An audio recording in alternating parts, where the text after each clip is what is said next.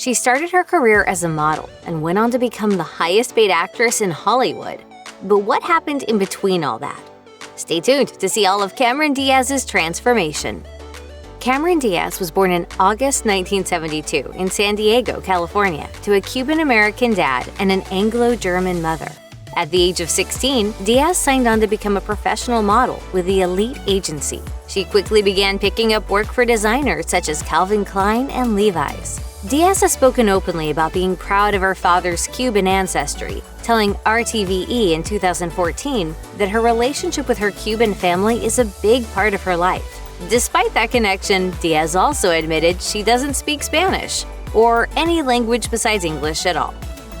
In 1994, Cameron Diaz was working as a model when a casting director named Fern Champion inquired at her agency about any women who might be available for a role in an upcoming Jim Carrey film. At the time, Carrey's first movie, Ace Ventura: Pet Detective, had just been released, and Champion was part of the crew for his next film, The Mask. Director Chuck Russell later told Variety that he had a good feeling about Diaz from the start, saying, "I saw Cameron's 8x10 on the casting desk and asked, what about her? I was told she was submitted but had not acted in anything else yet. I said to bring her in and let's see." Diaz was a perfect fit as Tina, which Russell said was clear right away. After working through a few callbacks and improv sessions with Carrey, Diaz landed the role.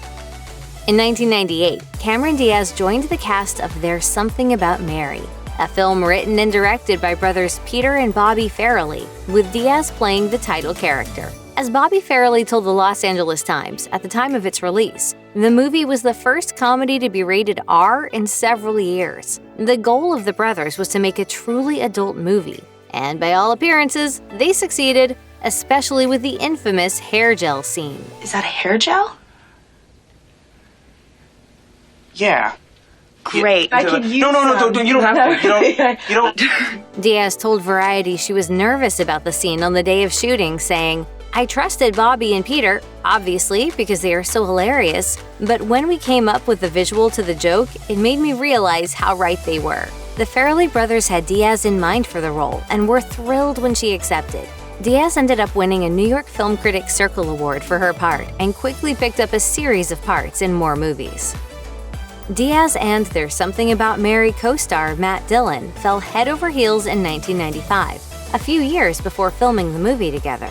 Sadly, things didn't work out, and the couple broke up soon after the release of the movie. Following that, Diaz was in relationships with a few high-profile men. In 2003, Diaz made things official with singer Justin Timberlake, after they met at that year's Nickelodeon Kids' Choice Awards. The pair weathered quite a few reports that they each cheated, and they eventually split up in 2007. In 2010, Diaz was linked to former New York Yankee Alex Rodriguez. The two began dating that year, but didn't make it too long. They reportedly called it quits in September 2011. In 2000, Cameron Diaz teamed up with Lucy Liu and Drew Barrymore for the massively successful cinematic version of the TV show Charlie's Angels. The three actresses quickly became very close friends, and that relationship has lasted throughout the decades that have passed since the film's release. In fact, when Barrymore celebrated her 46th birthday in February 2021, producers on her talk show had Diaz show up as a surprise guest. Diaz admitted that the stars typically hang out in person, something they weren't able to do in 2021 due to the ongoing coronavirus pandemic. In April 2008, Cameron Diaz was left reeling after her father unexpectedly died from pneumonia at the age of 58. Her father was reportedly in excellent health, which made the news of his passing all the more troubling and surprising for his family members. Cameron later issued a statement about her father's death, saying, "My dad was loved by so many people, and his humor and spirit will always live on in our hearts." Cameron spoke again about her father's passing a year later while speaking to Vogue, noting, "That's what the heart does. Things are given and things are taken away, and I think the heart becomes stronger, more capable." While 2008 was a challenging year for Cameron Diaz, it was also an incredible time for her professionally. Diaz was crowned the highest-paid actress in Hollywood that year, earning approximately $50 million.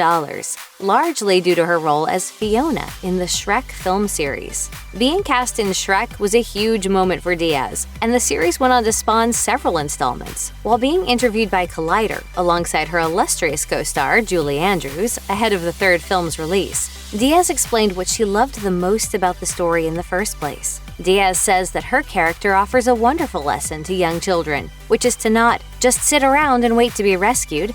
Go out and take care of it. If you want this, go and get it. You can't wait for somebody to do it for you. When Diaz and Good Charlotte guitarist Benji Madden met at a party hosted by Benji's twin brother, Diaz was immediately attracted to him. As she later told Andy Cohen, that attraction ran deep, saying, "It was one of those things where everyone tells you, you just know when you know." I was like, what does that mean? Oh, I get it. You just know when you know. Like, you're my husband. The pair were engaged not even a year later, and they got married in January 2015 in their living room. While that might lead one to believe the pair's wedding was on the small side, it turns out the opposite is true. Their wedding party included Diaz's close friend Drew Barrymore, and the knot revealed that the guest list included several celebrities, such as Gwyneth Paltrow, Reese Witherspoon, and Lionel Richie.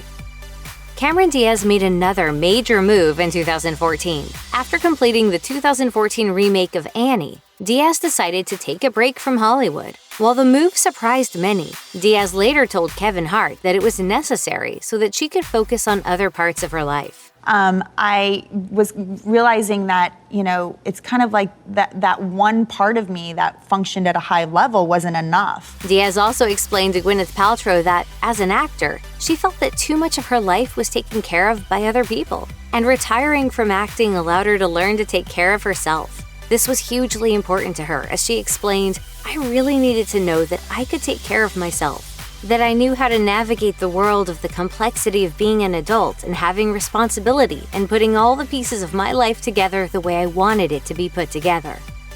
In December 2019, Cameron Diaz and Benji Madden welcomed their daughter, Radix, to the family. The pair announced Radix's surprising arrival in January 2020 in a joint statement that was posted to each of their Instagram accounts. Diaz had previously stated that she had never been especially interested in becoming a mother, but this changed when she met her husband. Following the birth of Radix, a friend close to the family told People that the timing just made more sense. The friend said, "Cameron is so much more settled, stable, and happy.